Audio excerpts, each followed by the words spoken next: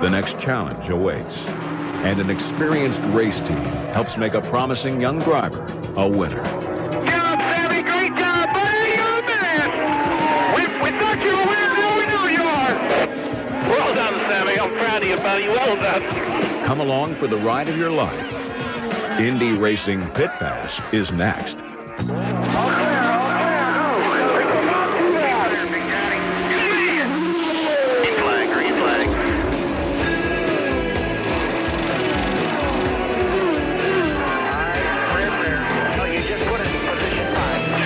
This race weekend begins early Friday morning. Panther Racing driver Sam Hornish Jr. is ready to get into the race car, but has to wait outside the track, just like everyone else. Once inside, however, Hornish is not just any driver.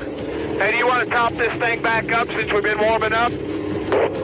Let's do our run. We'll top it up afterwards. You should see him right about now.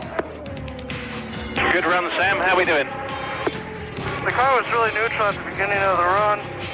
I stiffened up the front bar and softened up the rear bar to give it a little bit of push because I just wasn't sure of it yet. And other than that, it's still real neutral right now, so I don't have any complaints about the car. Did changing the roll bars have any effect on the balance? Made it pick up just a little bit of push on the exit of 3 and 4, and it was fairly neutral in 1 and 2. Do you feel the car bottoming at all, Sam? I felt it skim once in 3 and 4, but it didn't feel like it hit very hard, and that was the only time I felt it.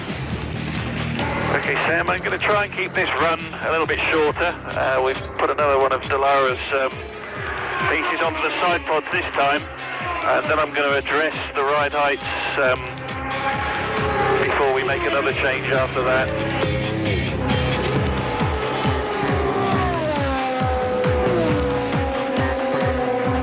Any change, Sam? To pick up a little bit of push.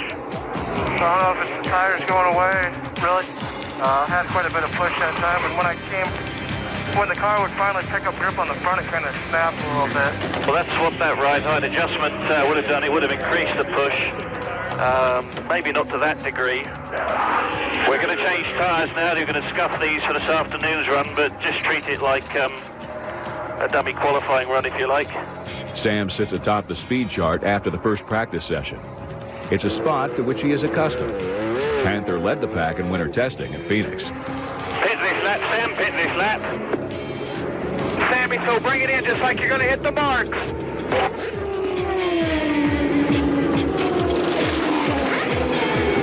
Good job, Sammy. Great run. Great run. Any problems? The car was getting a little neutral towards the end. It had a little bit of push. I softened up the rear bar a little bit. I mean, it was just getting neutral. I'd be afraid to run too much longer like that because it was getting a little bit more towards the loose side as those 5 laps kept going. Was it loose going into the corner, Sam, or loose coming off?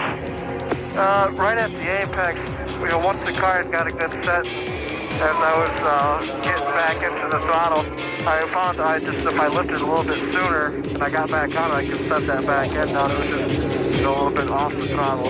Okay, Sam, see what you think of this downforce level and aero balance.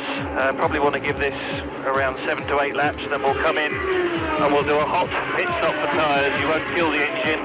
The tyres we put on, you're going to scuff as a race set, and I'd like you to try and keep those as clean as you can on the way in, even if that means coming in off for turn 4.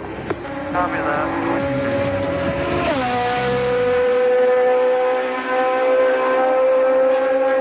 Okay, these are your race tyres, Sam. Bring them in, keep them clean if you can.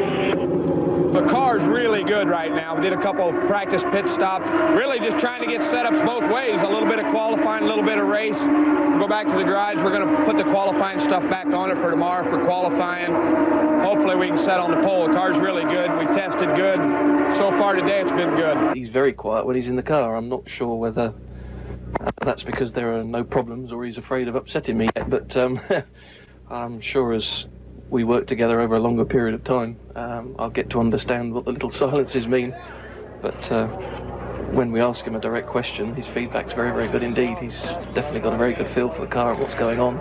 Everybody thinks I'm telling him how to drive, and you can't tell a race driver how to drive. I think I'm just trying to relay to him a little bit of the insight I've got from the years that I've raced, and also to just try and advance his learning curve. You know, at the age he is, he's a very talented race driver, and we're just trying to make sure that we keep him out of trouble, so we can, you know, so the team can perform like they have in the past and like we plan on doing this whole season.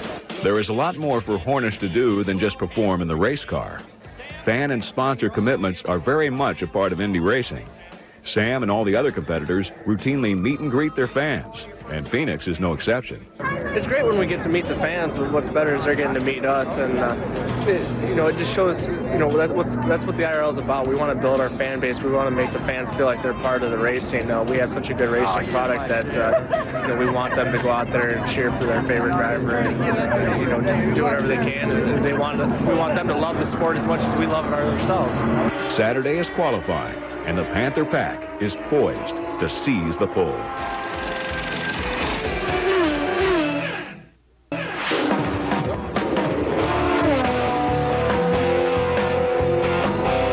Last practice before qualifying is a time to fine-tune the car, free it up as much as possible without pushing it over the edge.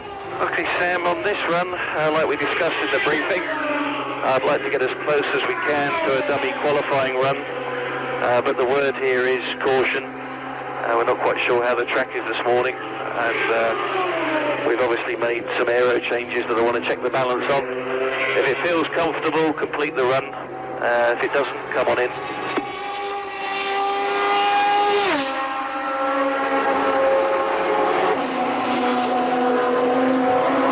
Downforce level, the car's quite high, and because of the balance, I'm going to come down 2 flats rear and 1 flat front. Where was that neutral feeling in the car? Was it on entry again, or was it more mid-corner like the afternoon? Corner.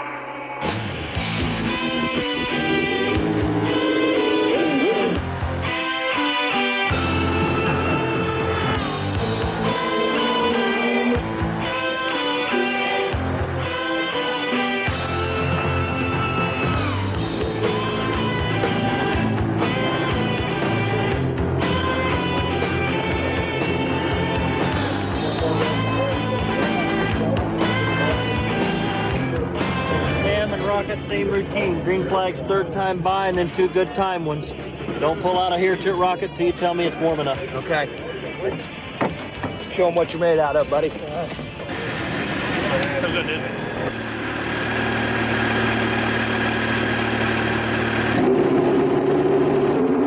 Sam makes his way onto the 1-mile dogleg for his first official laps in the number 4 Pennzoil machine.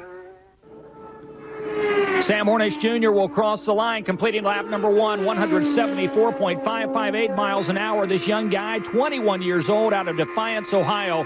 Clearly, this is the biggest opportunity of his young racing career. Now into turn number 3, heads for 4 here at PIR. Sam Hornish Jr., 2nd lap time. It is going to be quicker. What do you get? 20:34.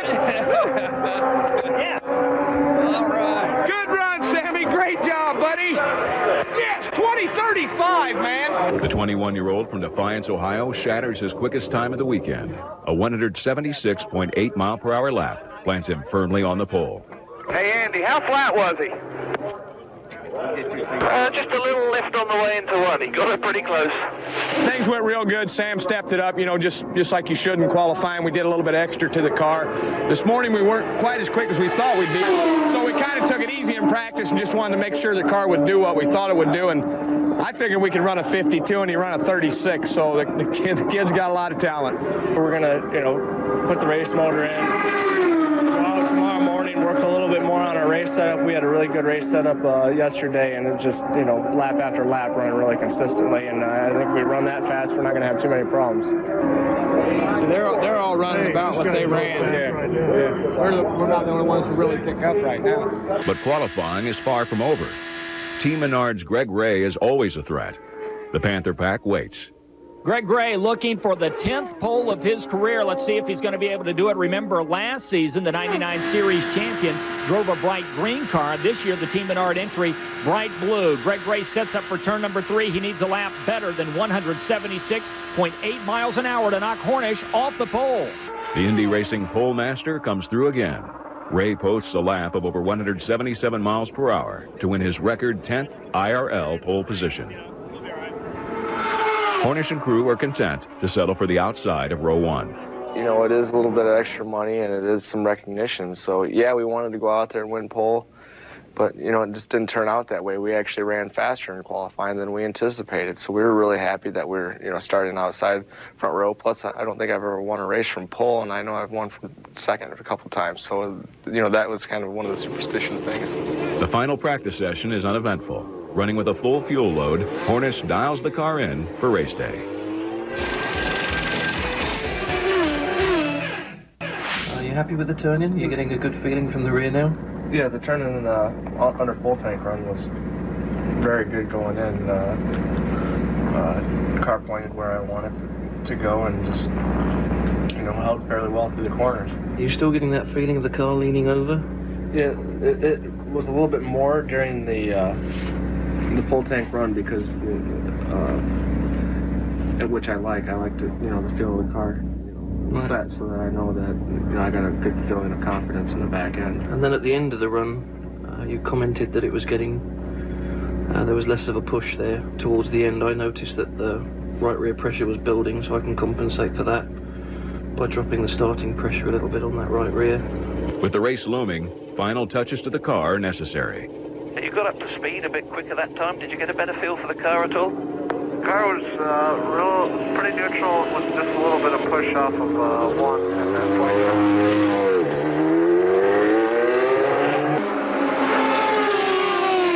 How's the car, Sam? The car's good. It's got a little bit of push off of 2 right now. Just when I'm in traffic, it's got just a little bit by myself, and it picks up a little bit more when I'm in high traffic. But I really like the way the car handles right now. Okay, Sam, it looks real good underneath too. I can't see the point of us just going out there and thrashing round and round, that being the case. What I'd like you to do is go out, come straight back in, and we'll do a practice pit stop on set 4. Sam, go to +2 on your fuel when you get in here. Remember, Sam, take your time. Leave quick, but leave under control. Go, go, go, go, go!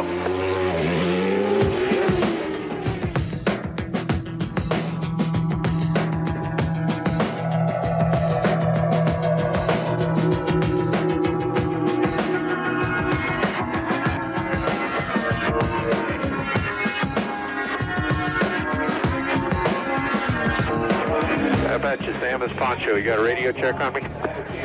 Radio check, copy, Poncho. All right, had a good practice run this morning. Just remember what we talked about. Let's get a good, clean start. Let's just run to the end. Like I said, I don't want you to have to be making up a lap. Sam, pace car's rolling. Hey, about 50 laps, Sammy. Crowd comes to its feet. Green flag waves, and we are underway. The 2001 Indy Racing Northern Light Series is underway, and Sam Hornish Jr. goes to the high side in turn number 1 make. He will hold the lead off of 2. Sam gets the jump on pole sitter Ray. The number 4 gives the rest of the field a glimpse of the future. Sam Hornish is picking off the lap cars already, Mike, and I mean, he just blew the doors off a couple of cars a couple of laps ago. Hornish stretches his lead to over 5 seconds. Dick Simon Racing Stéphane Gregoire begins to mount a charge. But Stephen Gregoire now, Jerry Baker, has moved into second place as he puts Greg Gray in his mirrors, and now he begins the task of trying to track down that yellow Pennzoil car. At the 50-lap mark, Hornish still leads. Gregoire pits. Ray gets by Sam in turn 1. Second place is caught up, Sam. Second place is caught up. Just hang in there till the pit stop. Will be okay. If you want to, just let it go. One full time from inside looking. The Panther pack now prepares for its first pit stop. You should see him right now.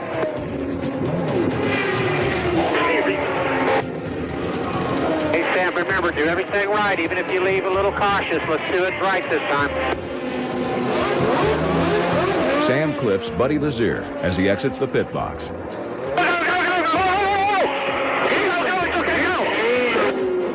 They drop the car, they're starting to wave me forward, and then they see Buddy coming around the corner. They're trying to get me to stop then. They're trying to get out of the way so they don't get run over by Buddy, and it was just kind of, you know, one of those deals where the corners were too close. You couldn't see how, if somebody else was coming around the corner, and it just worked out that it was perfect timing that as I was leaving, he was coming in. So it just, you know, we got lucky, and that's all we can ask for is that we didn't have any more problems than we did. Front wing poncho. It's all right. I know it may just have a little black mark on it, but it looks everything's going the right direction. Damage to the front right wing is minor. Hornish again cheats catastrophe. Good job, Sam. You're doing a real good job with traffic. Ray's running second, but he just can't do the same things you can do. So let's just keep being patient. You're doing a great job. Let me know how the car is. It's got a little bit of, it's got some push on the exit of turn 1 when I'm in traffic, but I can pretty much drive around it. It's not nearly as bad as everybody else. 10-4, just keep me informed. What you told me at the start of the race was good. I've made up my mind then to leave it until the pressure's built to get a good idea of it. But if the car changes as the stint goes on, let me know. On lap 76, Hornish barely keeps it off the wall. Sam, -3 fuel. How was the car after the restart? The car was pretty good. I got up high in the marbles at turn 4, trying to get by a slower car too quickly, and I hit the wall. But other than that, the car's good. Sam is shuffled back in the field as Ray and Gregoire continue to battle. With over 100 laps gone, Panther still runs strong in the lead group. As the youngster in the cockpit demonstrates his poise, the chance for victory increases.